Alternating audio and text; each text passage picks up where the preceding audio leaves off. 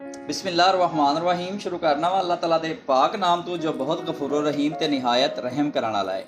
हाँ जी भैन दे भरावो, मैनू अल्लाह तला तो पूरी उम्मीद है कि तुसी जिथे भी होवोगे खैरो आफियत नाल होवोगे, अल्लाह तला दीयां नेमतां ते बरकतां समेटां दे होवोगे।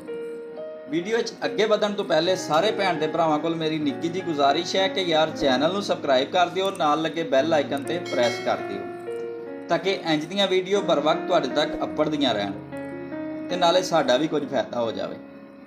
तो चलो बढ़ते हैं वीडियो की जानिब।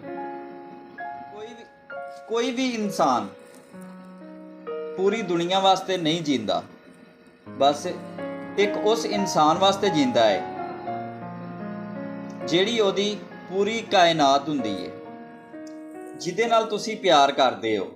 ओदी गैर मौजूदगी दे विच तुसी यतीम ही रहोगे, चाहे फिर पूरी दुनिया ही तुहानू गले क्यों ना लगा लवे।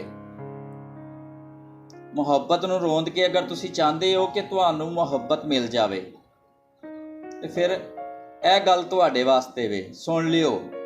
मुहब्बत अपने नाल बुरा करन वालियां दा बुरा हाल कर देंदी है। एक औरत की तरबियत का इम्तिहान नूंह बनन तो बाद पता चलता है, बहू बनन तो बाद पता चलता है, ते ओदे इखलाक का इम्तिहान सस बनन तो बाद पता चलता है। हालत चाहे कोई भी होवे, हालात चाहे कोई भी होन, यकीन करो शुक्र शिकवे कलो बेहतर है। अगर तुसी मर्द नूं अपनी कमी महसूस करवाना चाहते हो तो उन्होंने दो चीज़ां देनियां छड्ड दिओ, यकीन करो उन्होंने माँ याद आ जाएगी।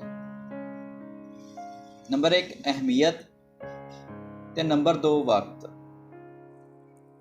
दिल अगर काला होवे तो फिर गोरे चेहरे दे उत्ते गरूर करना बेवकूफ़ी है।